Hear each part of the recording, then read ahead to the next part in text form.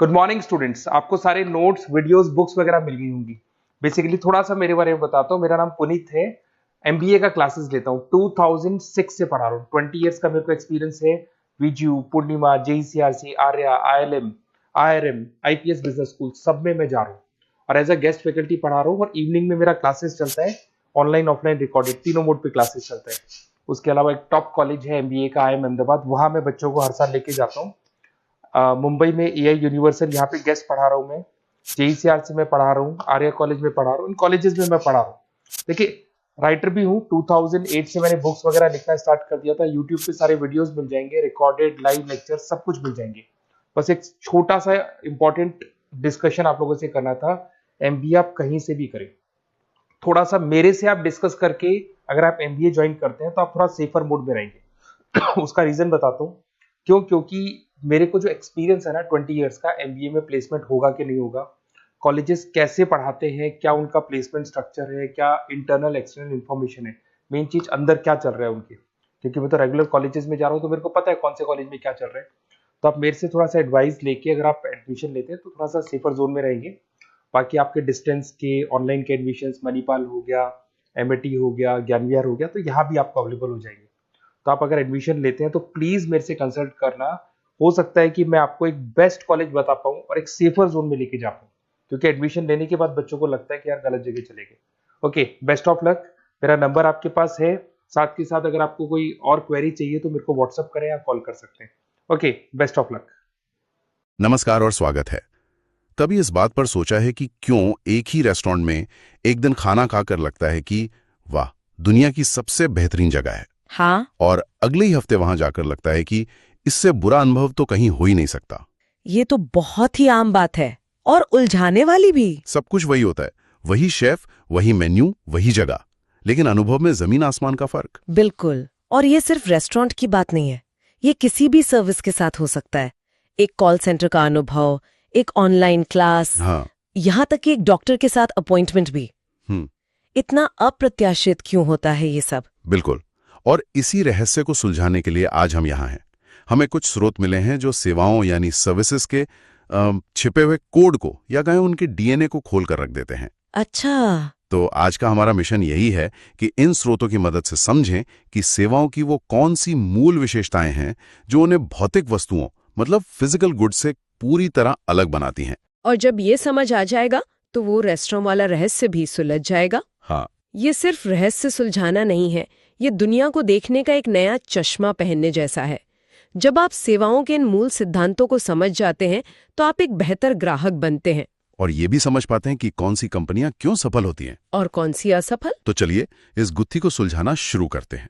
सबसे पहली और सबसे बड़ी बात जो हमारे स्रोत बताते हैं वो ये है कि सेवाएं अमूर्त होती हैं, इंटेंजिबल। भारी शब्द लगता है सुनने में। हाँ, पर इसका मतलब बहुत सीधा है। आप उन्हें छू नहीं सकते, देख नहीं सकते या खरीदने से पहले चख भी नहीं सकते। हाँ, आप एक फोन खरीदने से पहले उसे हाथ में लेकर महसूस कर सकती हैं, उसकी स्क्रीन देख सकते हैं, एक गाड़ी की टेस्ट ड्राइव ले सकते हैं। बिल्कुल। लेकिन मान लीजिए आपको कोई कानूनी सलाह चाहिए, आप उस सलाह को पहले से देख या परख नहीं सकती। नहीं। आप असल में एक वादा खरीद रहे हैं, एक भरोसे का सौदा कर रहे हैं। ये भरोसे वाली बात, ये बहुत दिलचस्प है। तो इसका मतलब है कि एक सर्विस कंपनी का सबसे बड़ा एसेट उसकी इमारत या उसके उपकरण नहीं, बल्कि उसकी प्रतिष्ठा है। बिल्कुल सही। यहीं पे सारा खेल बदल जाता है।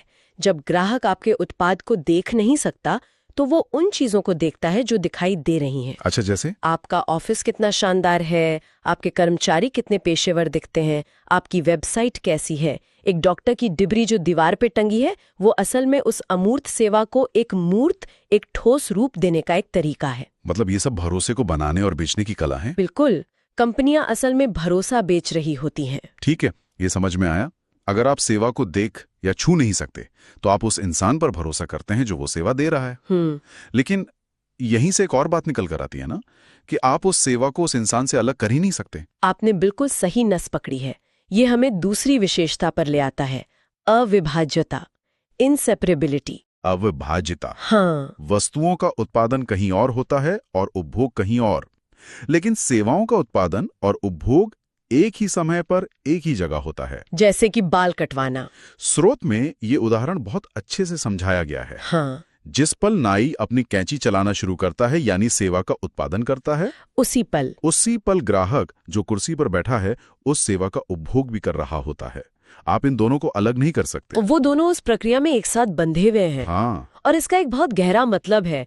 इसका मतलब ये है कि उस पल में वह नाई ही उस ब्रांड का, उस दुकान का, उस पूरी सेवा का चेहरा है। सही बात है। उसकी बातचीत, उसका हुनर, उसका मूड, ये सब मिलकर उस सेवा की गुणवत्ता तय करते हैं। तो इसीलिए सेवा उद्योगों में कर्मचारियों की ट्रेनिंग पर इतना जोर दिया जाता है। इसीलिए वे सिर्फ एक काम नहीं कर रहे होते, वे उस अनुभव को बना या बिगाड़ रहे होते हैं।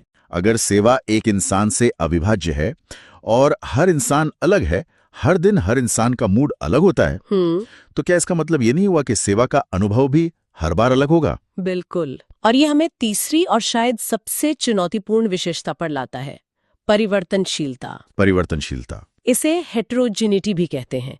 चूंकि सेवाओं में मानवीय तत्व इतना ज्यादा शामिल होता है, इसलिए उनमें एक रूपता लाना लगभग असंभव है। हाँ। आप एक मशीन से 1,00,000 बिस्कुट बना सकती हैं और हर बिस्कुट का स्वाद एक जैसा होगा, लेकिन आप 2 अलग-अलग कर्मचारियों से या एक ही कर्मचारी से 2 अलग-अलग दिनों में बिल्कुल एक जैसी सेवा नहीं दिलवा सकते। तो जो रेस्टोरेंट में हुआ वो शायद यही था। सोमवार की शांत दोपहर में वेटर ज्यादा ध्यान दे पा रहा था, लेकिन शुक्रवार की रात की भीड़ में वही वेटर थका हुआ था और सेवा की गुणवत्ता गिर गई। सटीक विश्लेषण। और इस सेवा व्यवसायों के लिए एक सिरदर्द है। ये तो है। वो इस परिवर्तनशीलता को कम करने के लिए क्या नहीं करते। मानक प्रक्रियाएं बनाते हैं, कर्मचारियों को स्क्रिप्ट देते हैं, ग्राहकों से फीडबैक लेते हैं। ये सब एक भरोसेमंद अनुभव देने की एक कभी ना खत्म होने वाली लड़ाई है। लेकिन एक मिनट, क्या ये परिवर्तनशीलता हमेशा एक बुरी चीज होती है? अच्छा सवाल है। हाँ। मैंने देखा है कि कुछ कंपनियां तो इसे ही अपनी ताकत बना लेती हैं, जैसे कोई छोटा बुटीक होटल जहां कोई स्क्रिप्ट नहीं होती और हर मेहमान के साथ एक अनोखा व्यक्तिगत रिश्ता बनाया जाता है। ये एक बेहतरीन पॉइंट है। यहाँ हमें अनजाने में हुई असंगति, मतलब इनकंसिस्टेंसी, और जानबूझकर किए गए अनुकूलन यानी कस्टमाइजेशन के बीच फर्क करना होगा। अच्छा। मैकडॉनल्ड जैसी कंपनी के लिए परिवर्तनशीलता एक दुश्मन है। उनका पूरा बिजनेस मॉडल एक रूपता पर टिका है। लेकिन एक लग्जरी ट्रैवल एजेंट के लिए हर ग्राहक के लिए एक अनोखा प्लान बनाना ही उनकी सबसे बड़ी ताकत है। सही है। तो आप सही हैं। अगर इसे सही तरीके से संभाला जाए तो यही परिवर्तनशीलता एक प्रीमियम अनुभव भी बना सकती है। वाह, तो हमने सेवाओं के मानवीय पक्ष को समझा। वे अमूर्त हैं, इंसानों से अविभाज्य हैं और इसलिए परिवर्तनशील हैं। ये तो चुनौतियों का एक हिस्सा हुआ। लेकिन सेवाओं की एक अपनी आर्थिक तर्क प्रणाली भी है जो वस्तुओं से बहुत अलग है। स्रोतों में एक हवाई जहाज की खाली सीट का जिक्र था जिसने मेरे दिमाग के दरवाजे खोल दिए। हाँ, ये हमें चौथी विशेषता की ओर ले जाता है, नश्वरता या पेरिशेबिलिटी। नश्वरता, इसका मतलब है कि सेवाओं को संग्रहित नहीं किया जा सकता, उन्हें स्टॉक करके बाद में नहीं बेचा जा सकता। अच्छा। उपयोग न की गई सेवा क्षमता हमेशा के लिए खो जाती है। मतलब आप आज नहीं बिके हुए साबुन को कल की शेल्फ पर रखकर बेच सकते हैं। हाँ। लेकिन एक हवाई जहाज की खाली सीट, एक बार दरवाजा बंद होकर जहाज उड़ गया तो उस सीट को बेचने का अवसर हमेशा हमेशा के लिए खत्म हो गया। वो राजस्व शून्य हो गया। आप ये नहीं कह सकते कि कोई बात नहीं, इस खाली सीट को कल इस्तेमाल कर लेंगे। नहीं कह सकते। और इसी एक सिद्धांत ने पूरी की पूरी इंडस्ट्रीज को जन्म दिया है। डायनामिक प्राइसिंग का पूरा खेल इसी नश्वरता पर आधारित है। जैसे एयरलाइंस आखिरी मिनट में कीमतें क्यों बढ़ाती हैं, घटाती हैं? होटल ऑफ सीजन में भारी छूट क्यों देते हैं? सिनेमा घर सुबह के शो सस्ते क्यों रखते हैं? क्योंकि वो अपनी इस नश्वर क्षमता का हर हाल में मुद्रीकरण करना चाहते हैं। उनके लिए एक खाली सीट या एक खाली कमरा न होने वाले राजस्व से भी बदतर है।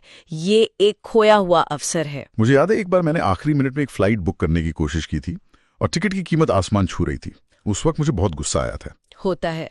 लेकिन अब समझ में आ रहा है कि ये सब उस खाली सीट की नश्वरता का ही खेल है। वो एयरलाइन जानती थी कि मेरे जैसे जरूरतमंद लोग उस नश्वर सीट के लिए ज्यादा कीमत भी देंगे। बिल्कुल, ये एक बहुत ही शक्तिशाली आर्थिक शक्ति है। और ये एक सीट का उपयोग करने वाला विचार, ये एक और अहम बात की तरफ इशारा करता है। जब हम टिकट खरीदते हैं तो हम उस सीट के मालिक नहीं बन जाते, है ना? नहीं, बिल्कुल नहीं। हम सिर्फ कुछ घंटों के लिए उसे इस्तेमाल करने का अधिकार खरीदते हैं। आपने 5वीं विशेषता को पकड़ लिया, स्वामित्व का अभाव। Lack of ownership. जब हम कोई सेवा खरीदते हैं तो हम किसी भौतिक वस्तु के मालिक नहीं बनते। हम एक निश्चित समय के लिए संसाधनों या किसी अनुभव तक पहुंच प्राप्त करते हैं। होटल का कमरा बुक करना इसका क्लासिक उदाहरण है। हाँ, आप पैसे देते हैं, चाबी लेते हैं, लेकिन आप उस कमरे के मालिक नहीं हैं। चेकआउट करते ही आपका अधिकार खत्म। यही बात नेटफ्लिक्स देखने या उबर की सवारी करने पर भी लागू होती है। सही बात है। और आज की दुनिया में तो ये विचार पहले से कहीं ज्यादा प्रासंगिक है। हम स्वामित्व अर्थव्यवस्था से पहुंच अर्थव्यवस्था, एक्सेस इकोनॉमी की ओर बढ़ रहे हैं। ये बहुत बड़ा बदलाव है। हमारी पीढ़ी के लोग डीवीडी का कलेक्शन बनाने के बजाय नेटफ्लिक्स की सदस्यता लेना पसंद करते हैं। वो कार खरीदने की ईएमआई भरने के बजाय जरूरत पड़ने पर उबर का इस्तेमाल करते हैं। स्वामित्व के बजाय अनुभव और पहुंच को महत्व देना। बिल्कुल, ये एक बहुत बड़ा मानसिक बदलाव है। तो क्या हम एक ऐसी दुनिया की ओर बढ़ रहे हैं जहां हम कम चीजों के मालिक होंगे और ज्यादा चीजों तक हमारी पहुंच होगी? क्या यही भविष्य है? लगता तो ऐसा ही है, और एक तरह से ये संसाधनों के बेहतर उपयोग का एक तरीका भी है। कैसे? सोचिए, एक कार जो दिन में 23 घंटे खड़ी रहती है, उसके बजाय एक ऐसी कार जो लगातार कई लोगों के काम आ रही है, ज्यादा कुशल है ना? हाँ, ये तो समझ आता है, लेकिन ये पहुंच हमेशा एक तरफा नहीं होती। कई बार हमें उस सेवा का पूरा फायदा उठाने के लिए खुद भी कुछ करना पड़ता है। और ये मुझे हमारी आखिरी विशेषता पर लाता है। हाँ, और ये शायद सबसे कम समझे जाने वाली लेकिन सबसे महत्वपूर्ण विशेषता है, ग्राहक की भागीदारी। कस्टमर पार्टिसिपेशन, ग्राहक की भागीदारी। हाँ, वस्तुओं के मामले में ग्राहक बस अंतिम उत्पाद का उपभोग करता है। उसे इस बात से कोई फर्क नहीं पड़ता कि फोन फैक्ट्री में कैसे बना। सही बात है। लेकिन सेवाओं में अक्सर ग्राहक खुद उत्पादन प्रक्रिया का एक अभिन्न अंग होता है। स्रोत में जिम का उदाहरण था। एक पर्सनल ट्रेनर दुनिया का सर्वश्रेष्ठ हो सकता है, लेकिन नतीजा इस बात पर निर्भर करेगा कि ग्राहक खुद कितनी मेहनत करता है, डाइट का पालन करता है या नहीं। ग्राहक की भागीदारी के बिना सेवा अधूरी है। तो मतलब ग्राहक सेवा का सह निर्माता या को क्रिएटर बन जाता है। बिल्कुल, ये एक बहुत शक्तिशाली विचार है। एक डॉक्टर सबसे अच्छी सलाह दे सकता है, लेकिन अगर मरीज दवा समय पर नहीं लेता तो सेवा का परिणाम शून्य हो सकता है। हाँ, इसीलिए तो जिम ट्रेनर मजाक में कहते हैं कि उनकी फीस का आधा हिस्सा कसरत करवाने के लिए है और बाकी आधा ये सुनिश्चित करने के लिए कि क्लाइंट आलस छोड़कर जिम आए तो सही। ये तो बहुत सही कहा। तो एक सेवा प्रदाता का काम सिर्फ सेवा देना नहीं है, बल्कि ग्राहक को शिक्षित करना, प्रेरित करना और प्रक्रिया में शामिल करना भी है। उनका काम हमारी सोच से कहीं ज्यादा जटिल है। उन्हें एक ही समय में एक विशेषज्ञ, एक मनोवैज्ञानिक और एक मैनेजर बनना पड़ता है। तो अब सारी कड़ियां जुड़ रही हैं। वो रेस्टोरेंट का अनुभव इसलिए बदला क्योंकि सेवाएं अमूर्त होती हैं और इंसानों पर निर्भर करती हैं, जो अविभाज्य और परिवर्तनशील हैं। और उनका आर्थिक मॉडल भी अलग है। वे नश्वर हैं, उनमें मालिकाना हक नहीं मिलता और अक्सर सफल होने के लिए हमारी अपनी भागीदारी की जरूरत होती है। ये कोई एक अकेली चीज नहीं है, ये एक पूरा सिस्टम है जो एक साथ काम करता है। हाँ, आपने इसे पूरी तरह से सारगर्भित कर दिया। और सबसे दिलचस्प बात यह है कि ये सभी विशेषताएं एक दूसरे को कैसे प्रभावित करती हैं। अविभाज्यता और ग्राहक की भागीदारी ही तो सीधे तौर पर परिवर्तनशीलता को जन्म देती हैं। क्योंकि हर ग्राहक अलग है, हर बातचीत अलग है, इसलिए हर अनुभव भी अलग होता है। ये तो एक पूरे इकोसिस्टम की तरह है। लेकिन जब हम आज की तकनीक और डिजिटल दुनिया को देखते हैं, तो क्या ये नियम अभी भी उतने ही लागू होते हैं? यहीं पे कहानी एक नया मोड़ लेती है, और ये एक ऐसा सवाल है जिस पर हमें सोचना चाहिए।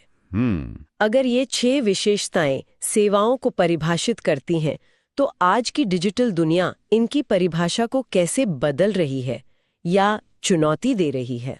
मतलब क्या कहना चाह रही हैं आप? सोचिए, एक सॉफ्टवेयर या किसी एआई टूल जैसे चैट जीपीटी के बारे में। ठीक है। हम उसे एक उत्पाद की तरह डाउनलोड या एक्सेस करते हैं, लेकिन हम उसके मालिक नहीं हैं। स्वामित्व का अभाव। सही है। हमारा अनुभव हमारे प्रॉम्प्ट्स के आधार पर बदलता है, परिवर्तनशीलता और ग्राहक की भागीदारी। और अगर हम सब्सक्रिप्शन नहीं देते तो हमारी पहुंच खत्म हो जाती है। नश्वरता का एक नया रूप। वाह। इसमें सेवाओं के कई गुण हैं, लेकिन पारंपरिक अर्थों में कोई मानव सेवा प्रदाता नहीं है। तो ये क्या है? क्या ये एक उत्पाद है, एक सेवा, या दोनों के बीच की कोई बिल्कुल नई चीज? बिल्कुल। ये सोचने के लिए एक बेहतरीन सवाल है। ऐसा लगता है जैसे सेवाओं का डीएनए हमारे सामने ही विकसित हो रहा है, एक नया रूप ले रहा है। शायद पारंपरिक रेखाएं अब वाकई धुंधली हो रही हैं। इस पर विचार करना बहुत दिलचस्प होगा। आज की इस गहरी और ज्ञानवर्धक चर्चा के लिए बहुत बहुत धन्यवाद।